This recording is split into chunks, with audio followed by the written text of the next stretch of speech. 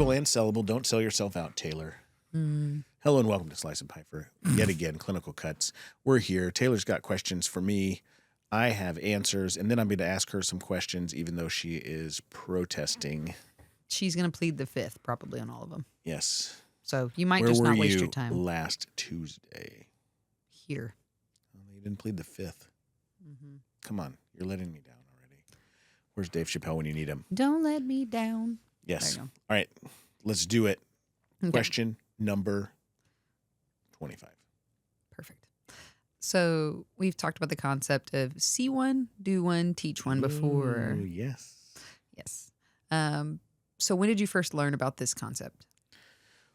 Well, I would say most people learn see one, do one, teach one as medical students, but it's more prevalent as a resident, and it's there. I mean, that there's so much work and so much to learn that's really the idea. Is you got to see it once, then you do it, and then you got to teach it to somebody else, and that teaching it is how you know how to do it. So where's the value in this mentality, this rule outside of medicine? So outside of medicine, I mean, it has to do a little bit with courage. It has to do a little bit with breaking molds, right? You've got to break the mold a little bit because there's this idea that you have to, right? You've got to study it and you've got to work on it for so many years and do these things. And I think that the reality of life is acting, right? You need to go through and take action and move forward. So once you've seen somebody do something, then you have to have the courage to do it, and then you have to have the skill and the ability to teach it. But does this concept result in competence? If you're Incompetence or competence? Incompetence, not incompetent. Does it result in somebody who has advanced or higher level of understanding, right? Rather than just superficial, oh, I saw it one time, now I've done it one time, and I've taught it one time. How does this result in competence? So I think what's missing from the rule is the preparation, right? There is preparation, right? It's not like you walk into your day of surgery as a resident or a medical student and you don't know what's coming that day. Now, occasionally that happens, right? Somebody comes in from a motorcycle wreck or something like that. But most of the time, if you're going to be going in and doing an appendectomy, you go read about it. So you read about it, you learn about it, you try to form your base, but then you see it, right? Once you see it and you're able to see how it was applied by a mentor or by a leader, then you research it again. Then that way when you do it, so you're building that competence. And it's not that you see it once and then do it once and then you teach it once. The idea is that you see it, but then you do it over and over and over again. And you kind of reinstill those skills, not only of preparation, but also doing the procedure and then moving forward. So if we're using that example as like see one, do one, teach one in regards to like an appendectomy, and you're talking about preparation. So the first time that you're seeing one, the second time you're doing it, or was there a lot more that led up to that? Like the first time you're holding a scalpel and putting it across somebody's lower abdomen isn't the second time you're seeing an appendectomy. It could be, but probably not. In most cases, no. Yeah. Right? In most cases, but I think that if you go in with that mentality, right, that the mentality, if you go into a case and you've never done it before, then you shouldn't be expecting to do the case, and you're definitely not going to be teaching it. But if you've seen something before, you should be prepared to do it the next time. And I think that part is where you'll find that, and most of the time it wasn't like you did an entire appendectomy. But if you had been there and present, let's say for a distal radius fracture, it wouldn't be uncommon for the second time that you're there after you've seen it. And then what's happening during that time while you're seeing it, right? What's happening during that time is you're generally getting peppered with questions, right? To evaluate your preparation prior to, and to evaluate your readiness for being able to do it. So it's not that you see it like, build a skyscraper, see somebody build one, now go build a skyscraper, right? It's somebody who's training you is preparing you for that moment. But if you mentally aren't ready to do it, then you'll never be ready to do it. Well, and there's a reason why it comes in the time that it does, right? It's after you've done your years of medical school where you've learned the fundamentals, then you've done a anatomy and physiology lab, right? Where you cut on human flesh. And so you've gotten used to the feeling of a scalpel in your hands and what that feels like and how hard you have to press and how soft you have to press. That moment is a crazy moment the first time you do it. Correct. And that's what I mean is the first time you're cutting into somebody's like flesh to do an an appendectomy, for the example we were using, that's not the first time. You've prepared by doing that for your Oh, yeah. intern year where you're getting to go to an ER and lance an abscess, or Hmm. things like that are smaller, little steps that led up to it. So while the Sure, concept sure, is sure, see one, sure. do one, teach one, really all this preparation that you're talking about ahead of time Hmm. is it's what leads you to do that successfully. Plus, again, the mentor that you have during that Right, process, assessing your readiness. right. And so I think there's definitely is preparation, but the execution, you have to be able to see someone execute it and execute it well. You have to be ready mentally and physically to do it. Mhm. And then when you do have competence, Mhm. then you've got to be able to teach it, right?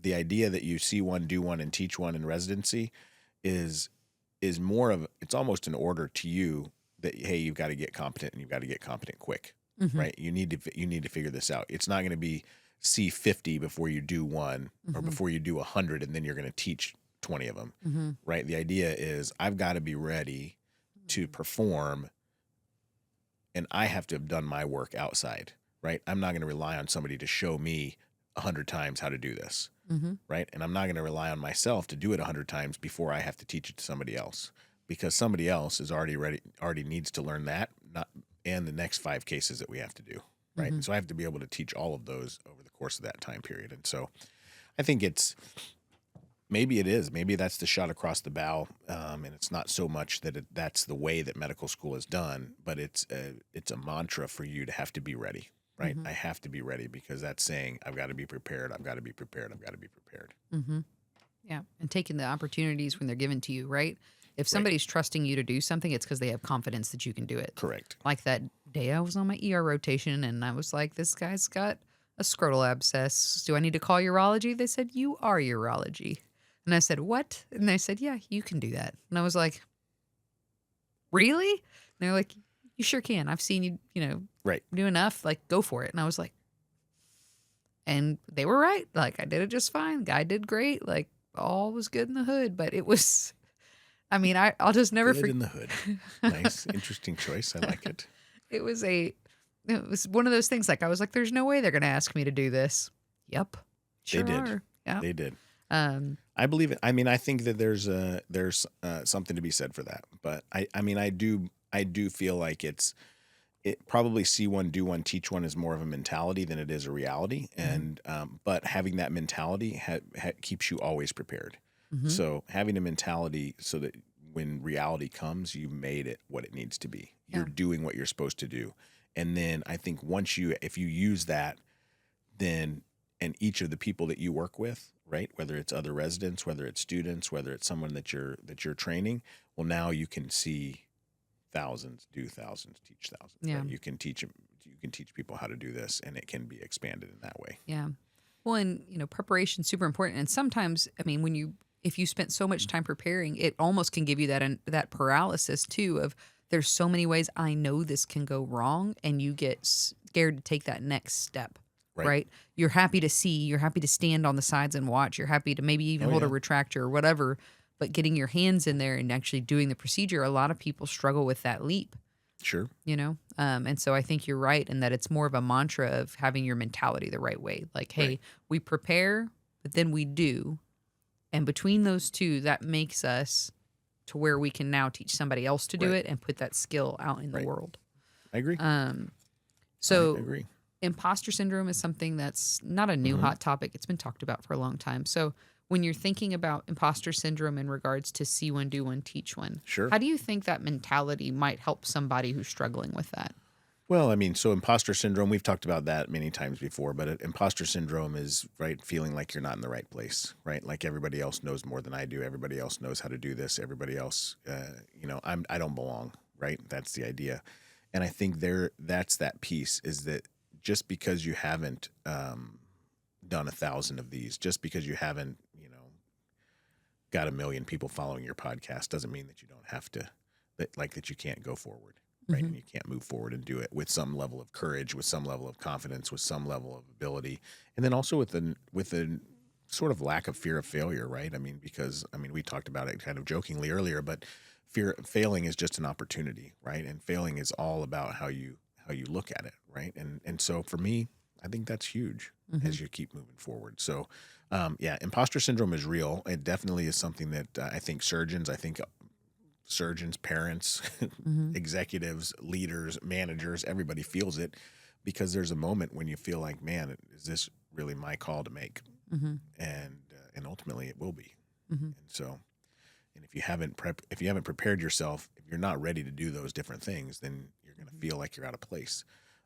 But you have that. I mean, you've got that past, so you can look back. I've already seen it. I've already done it. I've already taught it. I already know it. I've prepared for it. I understand it. Right. And you just have to take a deep breath and reassure yourself you can do what you're doing. Yeah. And if you can't, then we got to start back at the beginning and see it again. Right. Mm-hmm.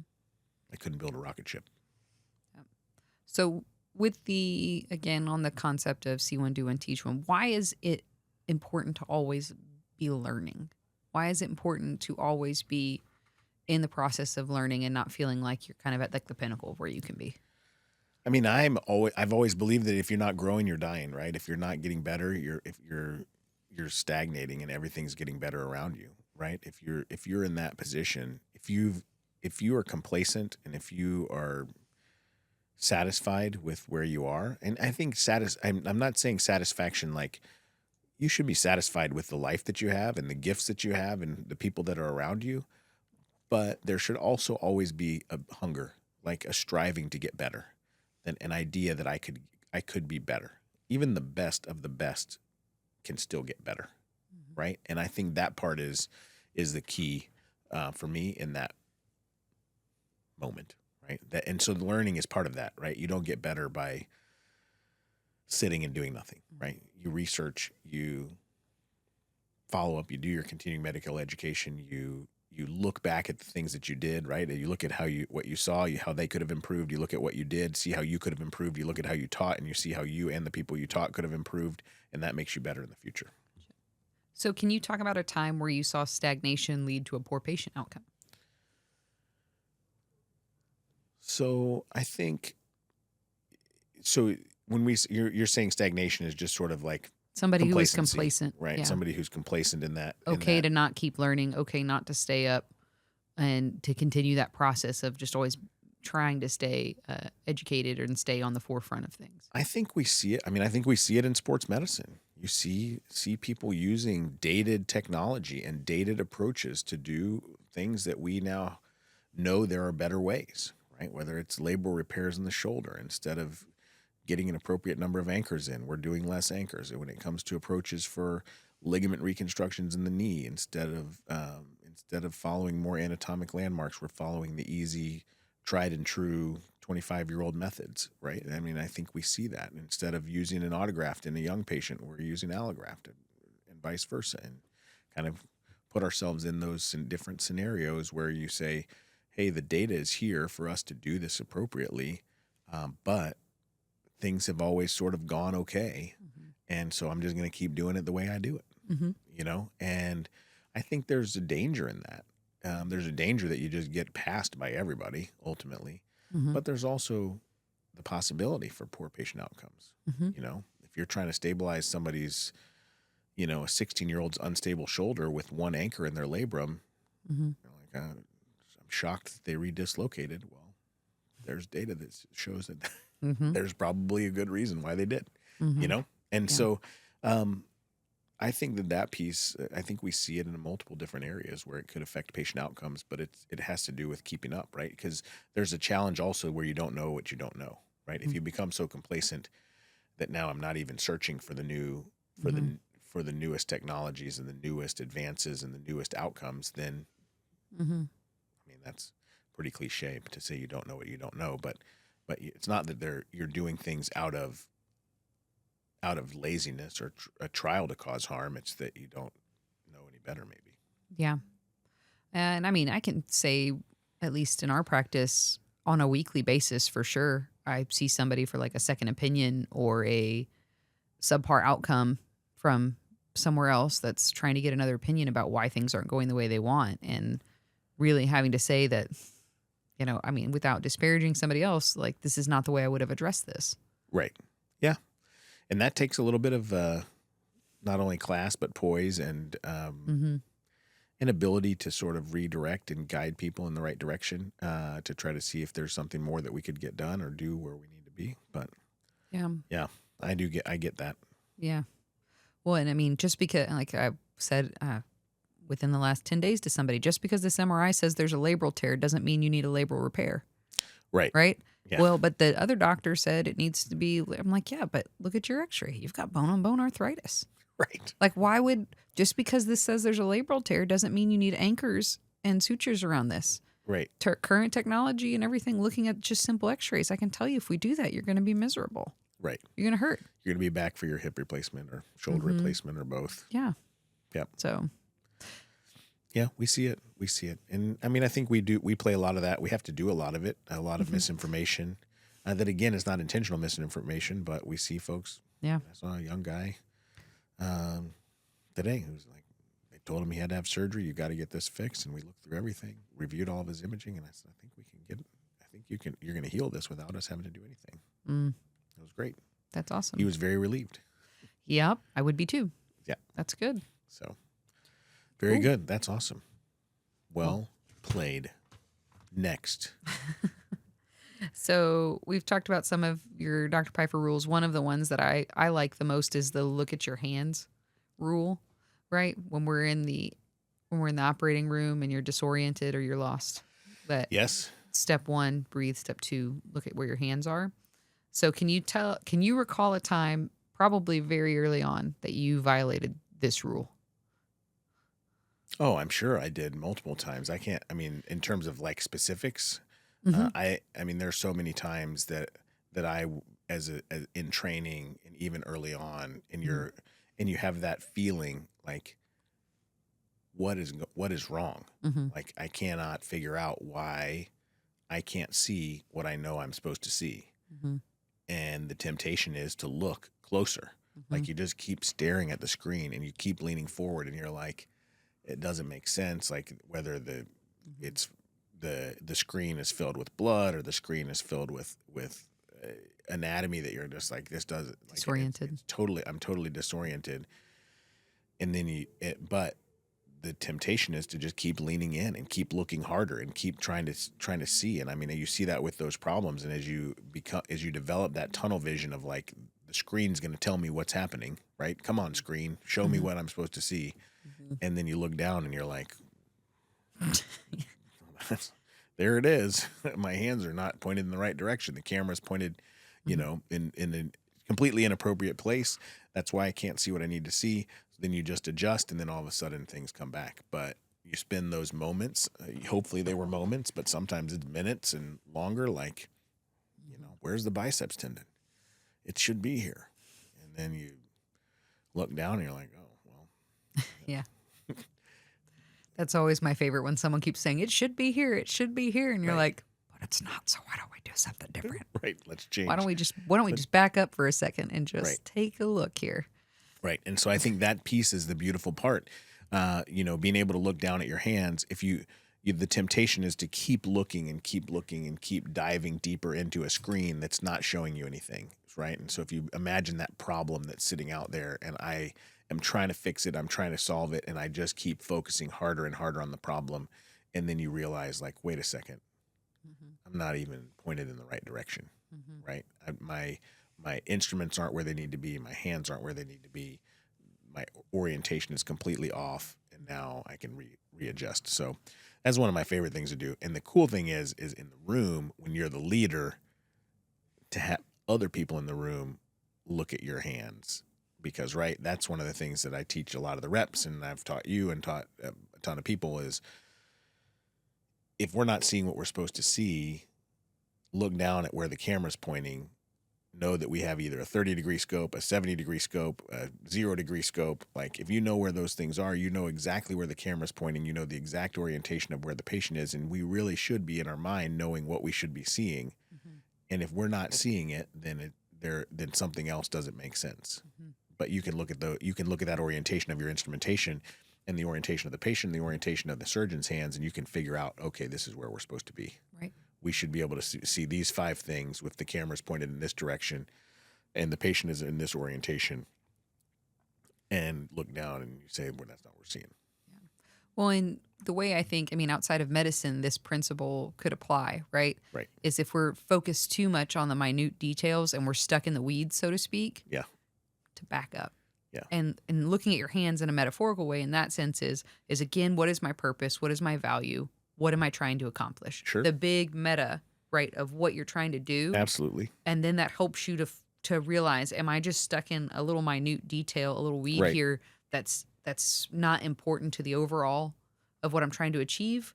Am I off in the Sure. the subscap gutter or something like that, just like off in a recess, or am I oriented where I need to be? Am I looking at what I need to be focusing on?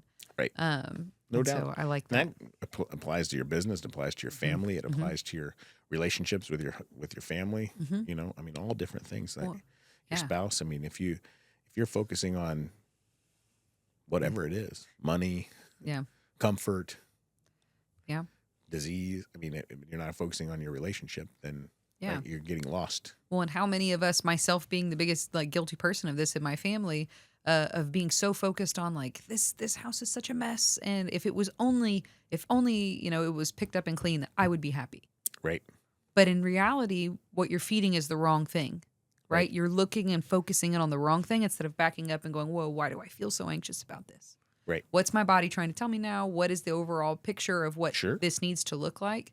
100%. And then again, recruiting the people who are around you and your family, it's your family, but in work, it's your coworkers or your subordinates or your superiors or whoever else to help orient you on what you need to focus on. Again, is I need to feel at peace in my home. How can I Right. make that happen? How can everyone else make this happen so that we function well? Right. It's not me doing everything, right? Right. It's figuring out where other people can pitch in and help out and figuring out, okay, I don't really need my house to be sparkling clean, but I know I feel a lot better when my kitchen is. Right. When my kitchen is closed down, as we used to say in the restaurant industry for the night, everything's, good to Right. go for the next day. I feel more at peace. It's okay that the living room, the couch is turned into a fort right now because my kids were having a good time. Because if my mission, if my focus is a happy, healthy home, and that's okay. Right. That fits that. And you hear about that. I mean, you hear about this is like the sad make parents cry sort of things. Like when you look in the living room and the living room is clean and you wish for that fort or you wish for that stuff, right? Because you never know when. Come hang out at the Hayden house right now because it is a full-on fort craft room. Currently, I have 18 different colored robots pasted Nice. on my fridge right now. So, Nice. for Mother's Day, right? Because Oh, that's that what was Mom very wants nice. for Mother's Day is a bunch of pictures of robots. I like it. That's very kind. Yep. Very kind and very generous. But like I said, I mean that piece is also a reorientation piece of what is it, I'm feeling anxious about X, Y, and Z, but I'm going to take a deep breath. I'm going to look back at my hands and I'm going to say, what am I grateful for? Mhm. Right? What are these things? Mm-hmm. Right? This is making me anxious, but I still got all this, Mm-hmm. Yeah, So absolutely. All right, moving on. I am ready to move forward. Let's hear what you got. So another Piefer-ism that we talk about, at least I've heard it in other places, but I always think of you when I hear it, is measure twice, cut once. Yes. Who? Oh. Let me ask the question. Don't you cut me off, sir. Okay. All right. So with regards to measure twice, cut once, who taught you this? So, I mean, the real answer to that is my father, right? He taught me that from the very beginning. He always taught me to always do your best, always measure twice and cut once, because if you cut too much, then you can never put it back. You can always cut a little bit more if you have to, but In what context was he teaching you about this? usually it had to do with manual labor type things around my house, around our house, whether it was building something or putting things together. So, I mean, that was always the way that we were. I mean, we grew up in a neighborhood where we were the first house in the neighborhood. So, I mean, even we were doing crazy stuff like building forts and building all kinds of stuff. And he applied it to even fun things like, Dad, we can't get this thing to stand up. Like, do you measure it twice? Mm-hmm. One of those legs is too short. Yep. Like, okay. Yep. So, yeah, I mean, I learned it first from my father. I mean, I think that there's something to be said for that. Absolutely. It all has to do with preparation, right? It's all preparing. Right? Mm-hmm. Be prepared for what you need to do so that your definitive action can be the definitive action. Yep. My dad used to say that to me when we worked out in the pump shed.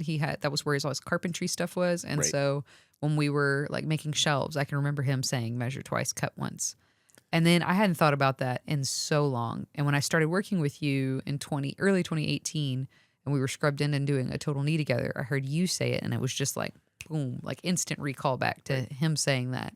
And of course now you were talking about a femur, Yes. not a 4x4. A femur and a tibia. Yeah. Yeah. So I think about my dad when I hear that, but now I think about you and you think about your dad when you say it. There you go. So there you go. Oh, happy Mother's Day. Yeah. Dang it. Dad. So now we're talking about the 70-degree scope rule. Ooh, Okay. yeah. 70-degree scope, one of my favorites. Okay. Very, very underutilized in the world. Mm-hmm. Orthopedics. Mm-hmm. You ready for your question about it? Mm-hmm. Did you learn this because someone modeled it for you or because someone failed at it in front of you? So I learned it because it was modeled, right? They showed it. Who's they? So Dan Gutman, who's a shoulder specialist at Taos, U.S. ski team doctor, he specialized in shoulders, and he basically said, if you haven't seen if you haven't seen a subscapularis tear, believe me, it's seen you, right? Mm-hmm. If you haven't seen an inferior glenohumeral ligament tear, believe me, it's seen you, right? Mm-hmm. That was what he said, and he said. So we will always look around the corner. We will always look and we will stress the shoulder so that we can see if the subscapularis is torn. And then obviously he took us through that and showed this is what it looks like with a 30-degree scope. This is how this looks like an absolutely normal subscapularis, but your patient has all the symptoms. They have internal rotation weakness. They have pain of the anterior shoulder. They have difficulty with activities, and you have all of that in front of you, and just put the 70-degree scope on, look around the corner, stress the shoulder, and you see that it's elevating off by 50%. And so the number of those, it's just a commonly missed tear. And so it's a good lesson for me that like, if you're going to miss what you don't see, right? You're going to miss if you don't look. And so you've got to go look. You've got to be willing to look and figure out. And that happens with our weaknesses. It happens with our strategies for growth. It happens with everything else. Like if you don't take the time to use the instruments you have to look at what you need to look at, and stress things the way that they need to be stressed, then you're going to miss it. You're going to miss that tear. And so we use the 70-degree scope in every shoulder that I do. Mm-hmm. But I know that's not necessarily common.